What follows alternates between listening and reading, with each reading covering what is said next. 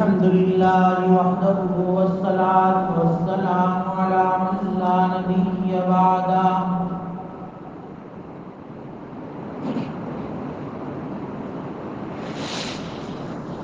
أما بعد فأعوذ بالله من الشيطان الرجيم بسم الله الرحمن الرحيم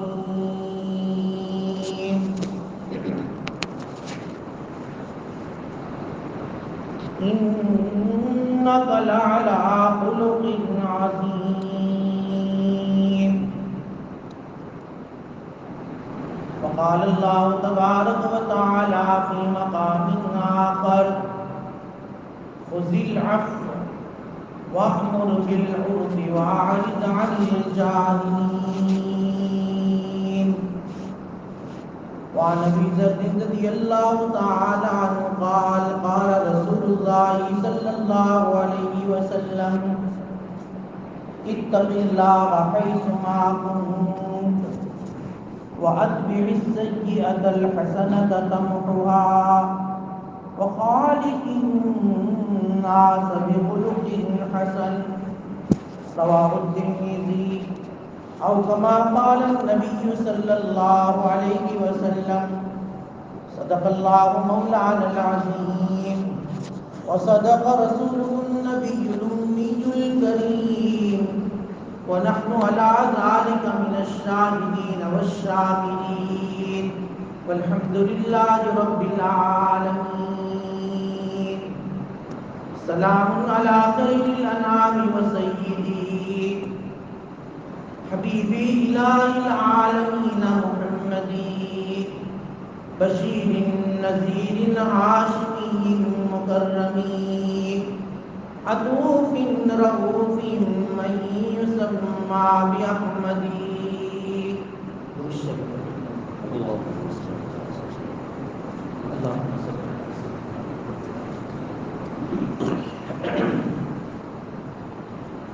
واجب الاحترام علماء کرام، بزرگوں، دوستوں،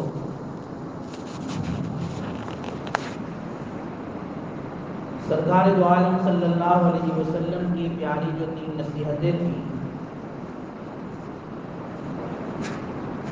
ان 2 نصیحتوں کے متعلق تفصیلی بات ہم نے سنی. اللہ کے نبی صلی اللہ علیہ وسلم نے فرمایا کہ جہاں کہیں بھی تم رہو اللہ سے ڈرو، سفر میں ہو، حضر میں ہو، خلوت میں ہو، جلوت میں ہو، ہر موقع پر، ہر جگہ پر اللہ کا ڈر اور اللہ کا خوف اپنے اندر رکھو. فائدہ یہ ہوگا گناہوں سے بچو گے، عبادتوں میں دل لگے گا. دوسری نصیحت یہ فرمائی بشری تقاضے کی بنیاد پر گناہ ہو جائے تو گناہ کے بعد فوراً نیکی کر لو، توبہ کر لو، صدقہ کر دو، تاکہ یہ نیکی اس گناہ کو مٹا دے. کیونکہ نیکی میں پاور ہے، جیسا کہ گزشتہ جمعہ کو تفصیل سے سنا. اللہ تعالیٰ نے نیکی میں وہ پاور رکھا ہے کہ وہ نیکی گناہوں کو مٹا دیتی ہے. توبہ کرنا یہ بھی بہت بڑی نیکی ہے، اور اس کے اندر اتنا پاور ہے کہ اللہ کے نبی نے فرمایا تائب من الذنب کمن لا ذنب لہ. گناہوں سے آدمی توبہ کر لے ہوئے تو وہ ایسا ہے جیسا اس نے گناہ کیا ہی نہیں، گناہ اس طرح مٹ جاتا ہے. اس لیے یہ عادت ہمیشہ ڈالو، استغفار کو لازم پکڑو. جب بھی کوئی خطا ہو جائے، غلطی ہو جائے، گناہ ہو جائے، فوراً گناہ کے بعد نیکی، توبہ، استغفار، صدقہ. جس جگہ پر گناہ ہوا ہے حتی الامکان اسی جگہ پر توبہ کر لو، اسی جگہ پر کوئی نیکی کر لو، تاکہ وہ جگہ کل قیامت کے دن جب ہمارے خلاف گواہی دینے کے لیے کھڑی ہو تو اس کے ساتھ ساتھ وہ جگہ اس بات کی بھی گواہی دے کہ بھائی میری اس زمین پر اور اس ٹکڑے پر اس نے کوئی نیکی کا کام بھی کیا تھا، استغفار بھی کیا تھا، تاکہ حجت قائم ہو جائے اور وہ جگہ ہمارے خلاف بلکہ ہمارے جو ہے مطابق گواہی دینے والی بن جائے. اس لیے اللہ کے نبی صلی اللہ علیہ وسلم کی یہ پیاری نصیحت ہے اور آپ علیہ السلام کی یہ پیاری ایڈوائز ہے کہ نیکی فوراً کرو گناہ کے بعد۔ اور تیسری نصیحت اللہ کے نبی نے فرمائی وخالق الناس بخلق حسن، لوگوں کے ساتھ اچھے اخلاق سے پیش آ۔ محدثین نے یہاں ایک عجیب بات لکھی کہ اللہ کے نبی صلی اللہ علیہ وسلم کے اس ارشاد پر آدمی غور و فکر کرے۔ اللہ کے نبی نے یہ نہیں کہا کہ وخالق المؤمنین وخالق المسلمین، کہ مسلمانوں کے ساتھ اچھے اخلاق سے پیش آؤ، کہ مومنوں کے ساتھ اچھے اخلاق سے پیش آؤ، بلکہ الناس کا لفظ استعمال کیا کہ تمام انسانیت کے ساتھ، چاہے وہ مسلمان ہو یا کافر ہو، مجوسی ہو یا یہودی ہو، نصرانی ہو یا اور کوئی فرقہ اور مذہب سے تعلق رکھنے والا ہو، اس کے ساتھ اچھے اخلاق سے پیش آؤ، کیونکہ اچھے اخلاق، حسن اخلاق یہ شریعت اسلامیہ کی جامع تعلیمات اور جو ہے ہدایات کا خلاصہ ہے، لب لباب ہے، کہ جس کے اندر اپنے اچھے اخلاق ہوں گے سمجھ لو کہ وہ اچھا انسان ہے، اچھا مومن ہے، کیونکہ اچھے اخلاق کی وجہ سے انسانوں ہی کے اندر باعزت بنتا ہے، بلکہ صرف انسانوں ہی میں وہ محبوب اور پیارا نہیں بنتا، بلکہ وہ اللہ کے یہاں بھی پیارا بن جاتا ہے۔ اچھے اخلاق ہی ایک ایسی صفت ہے جو انسان کو انسانوں میں باعزت بنا دیتا ہے، انسان کو انسانوں میں باعزت بنانے کے ساتھ ساتھ اللہ کی بارگاہ میں بھی وہ باعزت بن جاتا ہے۔ اس لیے اللہ کے نبی صلی اللہ علیہ وسلم نے امت کو یہ تعلیم دی کہ اچھے اخلاق اختیار کرو، اپنے اندر حسن اخلاق پیدا کرو۔ اب حسن اخلاق ہے کیا؟ حسن اخلاق کہتے کس کو ہے؟ تو حسن اخلاق کا ایک معنی تو محدثین نے لکھا ہے کہ اللہ تبارک و تعالیٰ نے جن کاموں کے کرنے کا ہمیں حکم دیا ہے آدمی ان کاموں کو کرے، اور جن کاموں سے اللہ تعالیٰ نے منع کیا ہے ان کاموں سے آدمی بچ جائے، تو یہ بچ جانا یہ بھی حسن اخلاق ہے۔ نیکی کے کام کو کرنا، گناہوں سے بچ جانا، یہ بھی اچھے اخلاق اور حسن اخلاق کی فہرست میں آتا ہے۔ عبداللہ ابن مبارک رحمۃ اللہ علیہ بڑے جلیل القدر محدث ہیں، حسن اخلاق کی تعریف میں فرماتے ہیں تمام قرآن اور سنت کی جو ہے مطالعے سے اور سنت اور کتاب اللہ یعنی قرآن مقدس اور احادیث نبوی کا خلاصہ بیان کرتے ہیں کہ حسن اخلاق کا معنی ہوتا ہے بسط الوجہ و بذل المعروف و کف الاذی، یہ تین چیزیں اس کا نام حسن اخلاق۔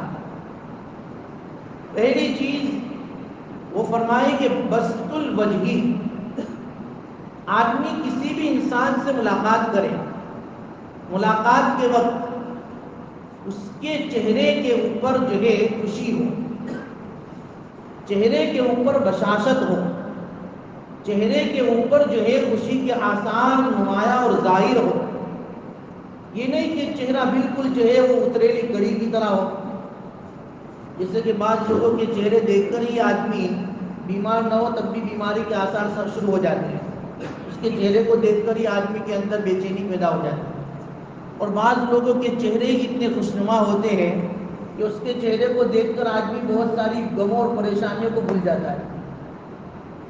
تو چہرے کی یہ تبسم، چہرے کی یہ مسکراہٹ، یہ بھی جو ہے حسن اخلاق کے اندر شامل ہے کہ اچھے اخلاق والا چہرے کی بساطت اور تبسم سے پہچانا جاتا ہے کہ اس کے اندر کتنے اچھے اخلاق ہیں۔ جب بھی کوئی ملاقات کرتا ہے تو اس کے چہرے پر خوشی نما ہوتی ہے، اس کا چہرہ بالکل جو ہے اداس نہیں ہوتا ہے، غم اور پریشانی میں نہیں ہوتا ہے، بلکہ مسلمان سے ملو یا غیر مسلم سے ملو آدمی کے چہرے پر تبسم ہو، مسکراہٹ ہو، تو یہ بسط الوجہ یہ بھی حسن اخلاق کی ایک کڑی ہے، یہ بھی ہمیں سیکھنا ہے۔ آپ علیہ السلام کی سیرت میں یہ باتیں ملتی ہیں کہ اللہ کے نبی صلی اللہ علیہ وسلم کتنے بااخلاق تھے، اس حسن اخلاق کی دولت سے کتنے مالا مال تھے. جب بھی کوئی ملتا تھا آپ علیہ الصلوۃ والسلام اس کے ساتھ ایسے ملتے تھے جیسے کئی سالوں کی پہچان ہو. اور آج تو بہت سالوں کی پہچان والے بھی ایسے ملتے ہیں جیسے کہ کئی سالوں سے اس کا ملاقات ہی نہ ہوئی ہو.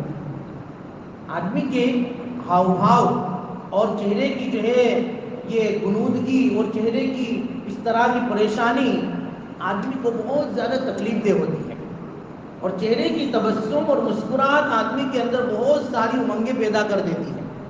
اللہ کے نبی صلی اللہ علیہ وسلم جب بھی کسی سے ملتے تھے اس کو ایسا لگتا تھا کہ یہ سب سے بڑے خیرخواہ میرے یہ ہے اور یہ مجھے بہت ہی زیادہ جو ہے پہچاننے والے ہیں. اللہ کے نبی صلی اللہ علیہ وسلم کی چہرے کی بشاشت، تبسم، آپ کی مسکراہٹ غیروں کو اپنا بنا لیتی تھی. اللہ کے نبی صلی اللہ علیہ وسلم کی اخلاق. اور دوسرے نمبر پر عبداللہ ابن مبارک رحمۃ اللہ علیہ نے فرمایا بذل المعروف. بذل المعروف کا معنی یہ ہوتا ہے کہ سخاوت، خرچ کرنا. آدمی تنگ دستی میں ہو یا خوشحالی میں ہو، اپنی کیپیسٹی کے مطابق، اپنی جو ہے جو اسٹیٹس ہے اس کے مطابق مخلوق خدا کے اوپر خرچ کریں. ضرورت کے وقت، آسانی کے وقت یا پریشانی کے وقت آدمی اپنی ضرورت کی اپنی جو ہے جو کیپیسٹی ہے اور اپنی طاقت اور استطاعت ہے اس کے مطابق مخلوق خدا کے اوپر خرچ کرنا. چاہے وہ انسان ہو، چاہے حیوان ہو، چاہے اپنا ہو، چاہے پرایا ہو، چاہے وہ مسلمان ہو، چاہے وہ غیر مسلم ہو، خرچ کرنا یہ بھی جو ہے حسن اخلاق ہے. اللہ کے نبی صلی اللہ علیہ وسلم نے وہ کر کے بتایا. جس کسی پر بھی اور جو کوئی بھی اللہ کے نبی صلی اللہ علیہ وسلم کے پاس آتا کبھی خالی ہاتھ نہیں جاتا. اپنے بھی آتے، پرائے بھی آتے، غیر مسلم بھی آتے. بلکہ بعض غیر مسلموں کو یقین تھا کہ ہماری یہ بھوک جو ہمیں ستا رہی ہے، اگر اس کا علاج اور یہ بھوک کا علاج اور کھانا اگر ہمیں ملنا ہے تو مدینہ منورہ میں ملنا ہے.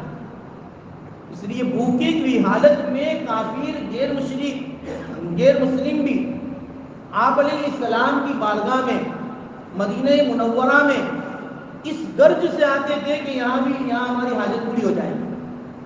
آپ علیہ السلام ان کی حاجت کو پورا کر دیتے تھے. آنے والے مہمان کو دیکھتے نہیں تھے کہ یہ مسلمان ہے کہ غیر مسلم ہے، ان کی مہمان نوازی کرتے تھے. کیونکہ صحابہ کو تعلیم دی تھی کہ من کان یؤمن باللہ والیوم الاخر فلیکرم ضیفہ. اللہ پر آخرت پر ایمان رکھنے والے، اگر تمہیں اللہ اور آخرت پر ایمان ہے تو آنے والے مہمان کا اکرام کرو.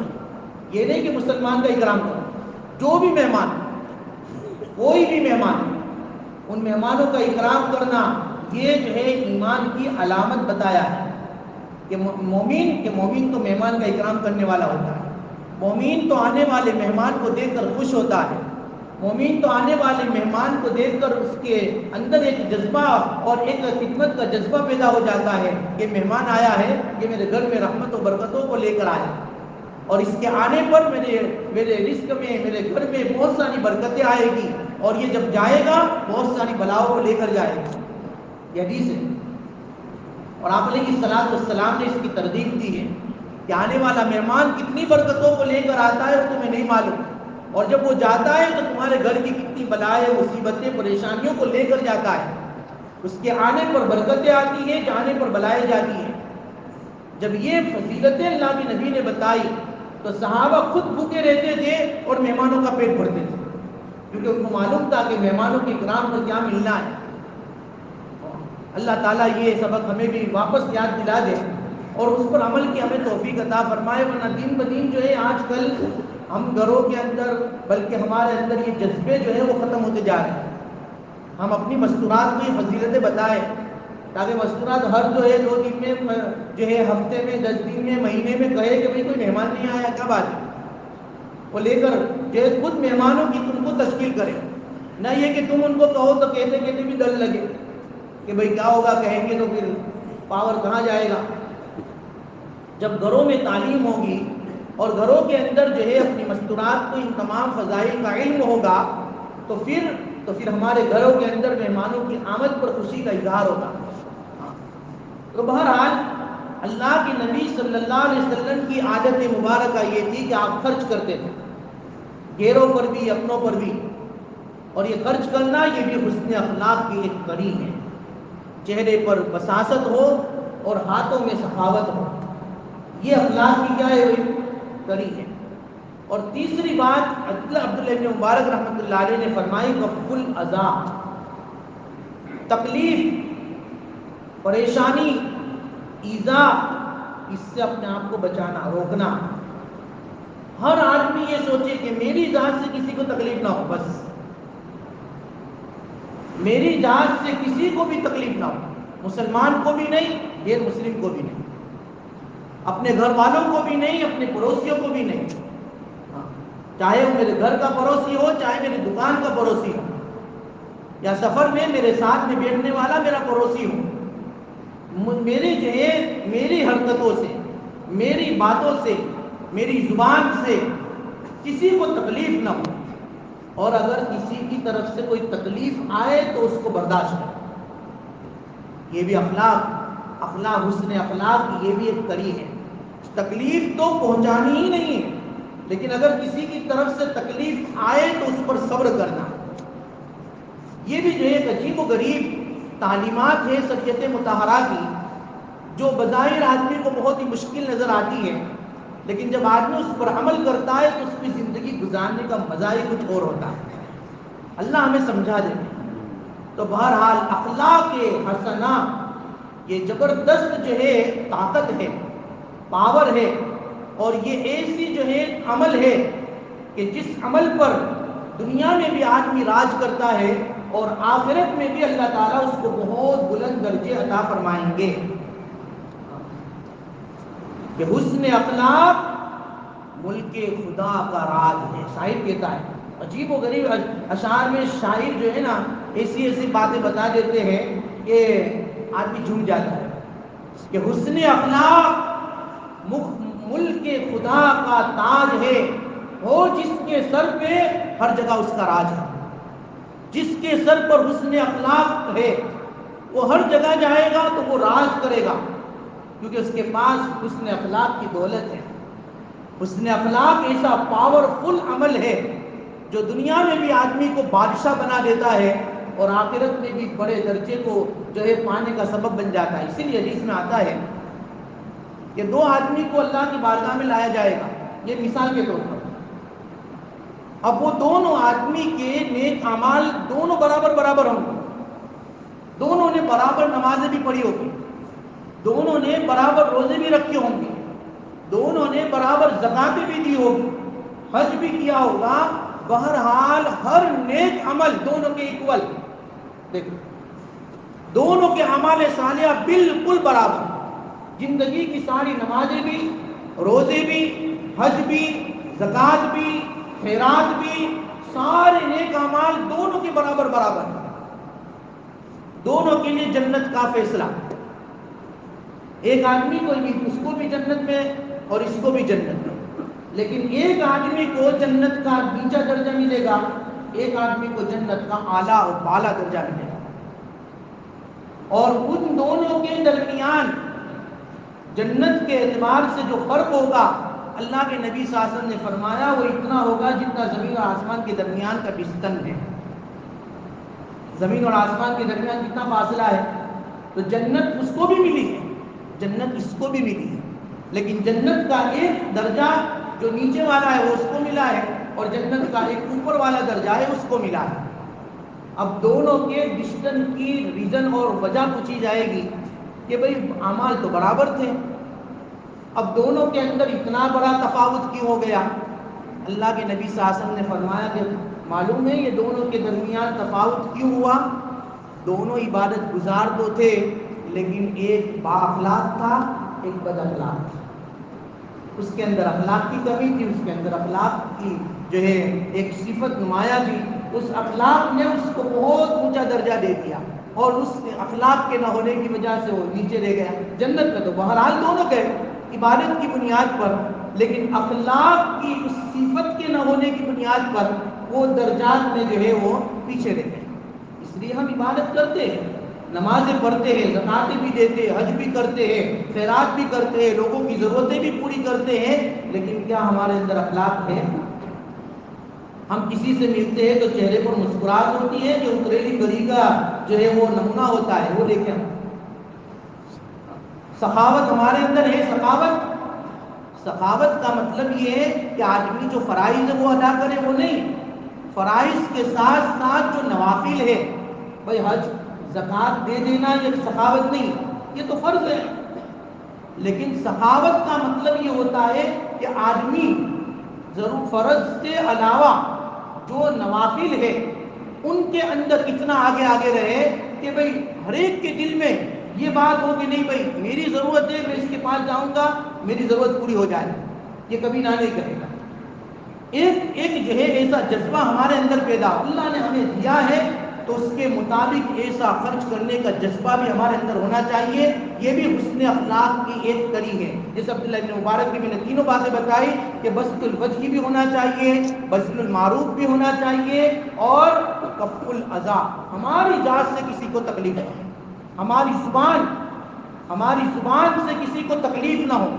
ہم سخاوت بہت کر رہے ہیں لیکن پھر اس لائن میں آ کر ہم اگر پیچھے ہو جاتے ہیں، ہم گھر پہ گئے، ہماری بیوی نے اگر کچھ کھانے میں کمی کر دی یا ہماری ضرورت کے مطابق کام نہیں ہوا، برابر زبان چلا رہے، گالی پہ گالی بول رہے بیوی کو، بچوں کو، اور اگر دکان پر گئے، اللہ نے اگر ہم کو بوس بنایا ہے، مالک بنایا ہے، اپنے ملازموں اور اپنے ماتحتوں کے ساتھ جو ہے وہی چہرے کی خوشی بھی نہیں ہے، اور پھر زبان ہی جو ہے اتنی خطرناک ہے کہ بس گالی سے باتیں ہو رہی ہیں۔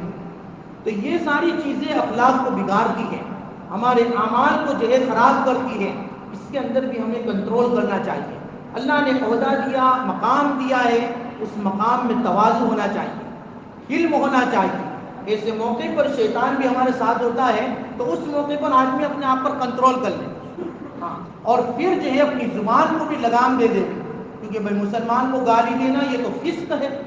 فسق کا معنی ہوتا ہے کھلے عام گناہ کرنا، آدمی اس کو گناہ ہی نہیں سمجھتا ہے، جب چاہا جیسے چاہا بیوی کو بھی بول دیا، بچوں کو بھی بول دیا، اپنے ماتحتوں کو بھی بول دیا، یہ اتنا بڑا جو ہے خطرناک گناہ ہوتا ہے کہ وہ ہماری نیکیوں کو ختم کرتا چلا جاتا ہے اور ہمیں پتہ بھی نہیں چلتا۔ اسی لیے اللہ کے نبی نے کہا کہ یہ زبان کی کرتوت کی وجہ سے تم جہنم کے اتنے نیچے طبقے میں چلے جاتے ہو کہ تمہیں پتہ بھی نہیں چلتا۔ وہ تو تم وہاں جا کر پتہ چلے گا کہ جہنم کے اتنے نیچے طبقے میں ہم گئے ہیں، اس کا ریزن کیا ہے؟ کہ اس کا ریزن ہماری زبان درازی ہے، ہماری زبان ایسی کیچی کی طرح چلتی تھی اور اس طرح کی گالی گلوچ ہماری زبانوں سے نکلتی تھی جو لوگوں کے دلوں کو پھاڑ دیتی تھی، لوگوں کے دلوں کو توڑ دیتی تھی، اور وہ دلوں کے اندر جو ہے ٹوٹنے کی وجہ سے اس کی جو آہیں نکلی ہے، وہ آہیں مجھے آج اتنی جو ہے خطرناک جگہ پر لے آئے۔ اس لیے اپنی زبانوں کو بھی جو ہے کنٹرول میں رکھیں۔ تکلیف تو پہنچانی نہیں ہے، تکلیف پہنچے تو اس پر صبر کرنا ہے، یہ حسن اخلاق ہے۔ اللہ کے نبی صلی اللہ علیہ وسلم کی احادیث کو دیکھیے، آپ علیہ السلام کی سیرت کو دیکھیے کہ آپ علیہ السلام نے کیسے کیسے ظالموں کے ساتھ، کافروں کے ساتھ، جو ان کے جو ہے جان کے دشمن تھے، لیکن اللہ کے نبی نے ان کے ساتھ کیسے اخلاق سے اپنی جو ہے پیش آئے ہیں۔ بھائی ابو جہل جو تھا، مسٹر ابو جہل، اس نے کم تکلیف پہنچائی اللہ کے نبی صلی اللہ علیہ وسلم کو۔ آپ علیہ السلام جب شروع اسلام کا زمانہ تھا، نماز کا جب حکم آیا، حدیث میں ہے بلکہ قرآن کریم میں سورہ علق کے اندر یہ پورا واقعہ ذکر کیا ہے، آپ علیہ السلام نماز پڑھنے کے لیے بیت اللہ جاتے تھے اور بیت اللہ کے سامنے نماز پڑھتے تھے، اور جب بیت اللہ کے سامنے کھڑے رہ کر نماز پڑھتے تھے یہ ابو جہل سے دیکھا نہیں جاتا تھا۔ ابو جہل کو بڑا غصہ آتا تھا اور اس نے دھمکی بھی دی اللہ کے نبی صلی اللہ علیہ وسلم کہ کھلے عام تم نماز مت پڑھو، ورنہ ایک دن تمہاری گردن کے اوپر میں اپنا پیر رکھ دوں گا اور تمہاری گردن کو ڈبوچ دوں گا۔ اس طرح اس نے دھمکی دی۔ وہ دھمکی قرآن کریم میں آج بھی ہے، سورہ علق ہم پڑھتے ہیں، أَرَأَيْتَ الَّذِي يَنْهَى عَبْدًا إِذَا صَلَّىٰ، کیا آپ نے دیکھا اس بدبخت کو جو روکتا ہے ہمارے بندے کو جب وہ نماز پڑھتا ہے. جب نبی علیہ السلام نماز پڑھ رہے ہیں تو بدبخت روک رہا ہے, دھمکی دے رہا ہے اور کہہ رہا ہے کہ آج کے بعد اگر نماز پڑھی تو میں ماروں گا. أَرَأَيْتَ إِن كَانَ عَلَى الْهُدَىٰ أَوْ أَمَرَ بِالتَّقْوَىٰ. آپ کو معلوم ہے اگر اللہ کے نبی ہدایت پر ہے, اور بے شک ہدایت پر ہے, اور آپ علیہ الصلوۃ والسلام تو تقویٰ اور پرہیزگاری کا حکم دے رہے ہیں. أَرَأَيْتَ إِن كَذَّبَ وَتَوَلَّىٰ. بہرحال وہ بدبخت جو اللہ کے نبی کو روک رہا ہے نماز سے, عبادت کرنے سے, اس کی جو ہے کیفیت تو یہ ہے کہ وہ جھوٹا ہے, کذاب ہے. اور دوسری بات یہ ہے کہ اس نے اللہ کے یہ سچے دین سے منہ پھیرا ہے, سچے دین سے منہ پھیر کر بیٹھا ہے اور اللہ کے نبی کو جو ہے دھمکیاں دے رہا ہے. أَرَأَيْتَ إِن كَذَّبَ وَتَوَلَّىٰ أَلَمْ يَعْلَمْ بِأَنَّ اللَّهَ يَرَىٰ. کیا اس کو معلوم نہیں کہ اللہ تبارک و تعالیٰ یہ سارے منظروں کو دیکھ رہے. اللہ تعالیٰ تو دیکھنے والے کہ کون نیکی کر رہا ہے, کون گناہ کر رہا ہے, کوئی شرارت کون کر رہا ہے, کون جو ہے وہ جو ہے اچھی باتیں کر رہا ہے. اللہ کو سب معلوم. أَلَمْ يَعْلَمْ بِأَنَّ اللَّهَ يَرَىٰ. کَلَّا. دیکھو اللہ نے دھمکایا. وہ کیا دھمکی دیتا اللہ کے نبی کو؟ اللہ نے اس کو دھمکی دی کہ لَئِن لَّمْ يَنْتَهِ لَنَسْفَعًا بِالنَّاصِيَةِ نَاصِيَةٍ كَاذِبَةٍ خَاطِئَةٍ. اگر وہ اپنی اس حرکت سے باز نہیں آیا اور اللہ کے نبی صلی اللہ علیہ وسلم کی تکلیف کے در پہ رہا, آپ علیہ السلام کو اگر اس نے تکلیف پہنچائی تو قیامت کے دن اور آخرت میں تو عذاب ہوگا ہی ہوگا, لیکن اس سے پہلے دنیا کے اندر ہم اس جوتے کی پیشانی کو پکڑ کر جہنم میں ڈالیں گے. اور ایسا ہوا. اللہ کے نبی صلی اللہ علیہ وسلم نماز پڑھ رہے تھے, تکلیف پہنچانے کے لیے آگے بڑھا بھی, جیسے ہی آگے بڑھا فوراً پیچھے ہٹ گیا, بڑھا پھر ہٹ گیا. کسی نے پوچھا بھئی کیا ہوا؟ آپ تو مارنے جا رہے تھے. کہ مارنے جا رہا تھا, بیچ میں ایسی خندق اور آگ کے شعلے نکلے اور ایسی پر والی مخلوق مجھے دکھائی دی کہ مجھے ایسا لگا کہ وہ مجھے ڈبوچ لیں گے, وہ میری بوٹی بوٹی کر دیں گے, اس لیے میں پیچھے ہٹ گیا. فَلْيَدْعُ نَادِيَهُ. اللہ تعالیٰ نے اس کو کہا کہ تو اپنی ٹیم کو بلا لے, اپنے جو ہے جتنے چاہنے والے اس کو بلا لے. سَنَدْعُ الزَّبَانِيَةَ. ہم جو ہے جہنم کے فرشتوں کو بلا رہے ہیں اور بلا کر تیرا مقابلہ کروا رہے ہیں. اب تو اس کو تکلیف پہنچا. سَنَدْعُ الزَّبَانِيَةَ. تو آپ دیکھو اللہ تبارک و تعالیٰ اس طریقے پر, تو آپ علیہ السلام کو تکلیف پہنچانے کی بالکل تیاری میں تھا. اس لیے اللہ کے نبی صلی اللہ علیہ وسلم کو پوچھا کہ وہ ابو جہل آ رہا تھا کہ جا رہا تھا. اللہ کے نبی نے کہا اگر ایک قدم بھی آگے بڑھاتا نا تو اللہ کی یہ نورانی مخلوق اور فرشتے اس کی بوٹی بوٹی کر دیتے, اتنا اس کو مارتے. لیکن اس کے باوجود بھی آپ علیہ السلام کیا ابو جہل کے ساتھ رویہ کیا تھا ہم کو معلوم. ارے اللہ کے نبی صلی اللہ علیہ وسلم غلاف کعبہ پکڑ کر یہی ابو جہل کے لیے اسلام اور ہدایت کی دعائیں کر رہے. جو ابو جہل اللہ کے نبی کو تکلیف پہنچانے کے در پہ ہے, ارے وہ جو ہے اونٹ کی اوج لا کر اللہ کے نبی کی پیٹھ پر رکھنے والا یہ تھا. آپ علیہ السلام نماز پڑھ رہے تھے ایک مرتبہ, تو کسی کے یہاں اونٹ ذبح ہوا تو اس نے اپنی ٹیم اور اپنی جو ہے جو برادری کی جو بیٹھے ہوئے تھے کہ کون ہے جو وہاں جا کر فلاں گھر پر اونٹ کی اوج لے آئے اور ان کے جو ہے پشت پر رکھ دے. تو اس کا ایک دوست تھا عقبہ, اس نے کہا کہ میں تیار ہوں. وہ گیا اور اوج جو ہے اونٹ کی اوج لا کر اللہ کے نبی کی پشت پر رکھ دی. ایسی تکلیف پہنچائی ہے ابو جہل نے اللہ کے نبی کو, لیکن آپ علیہ السلام نے سب معاف کیا, درگزر کیا اور دعائیں کی ہے. اور اللہ تبارک و تعالیٰ کو غلاف کعبہ پکڑ کر منت سماجت کر رہے, اے اللہ اسلام کو جو ہے تقویت دے دے ابو جہل سے, اسلام کو تقویت دے دے عمر ابن خطاب سے. دیکھو دونوں کے لیے دعائیں کر رہے, لیکن اللہ تعالیٰ نے عمر کے حق میں دعا قبول کر لی اور عمر کو اسلام کی توفیق مل گئی. بہرحال لیکن کہنے کا مطلب یہاں پر علماء اور محدثین کا یہ ہے کہ اللہ کے نبی کی ان سیرتوں کو یاد کر کے ہم بھی اپنے گریبان میں منہ ڈالیں اور ہم کو جو بھی تکلیف پہنچانے والے ہیں درگزر کا معاملہ کر کے ان کے ساتھ معافی کا جو ہے معاملہ کرے اور جو ہے اللہ تبارک و تعالیٰ کے لیے معاف کر دے. یہ بھی اخلاق حسنہ کی ایک کڑی ہے جو اللہ کے نبی نے پریکٹیکل کر کے بتائی. کوئی کہتا نہیں کہ مجھے کو تو جان سے مارنے کی دھمکی دی، یہ اللہ کے نبی کو بھی دی ہے، آپ علیہ السلام کو بھی انہوں نے، لیکن آپ علیہ السلام نے معاف کر دیا ہے۔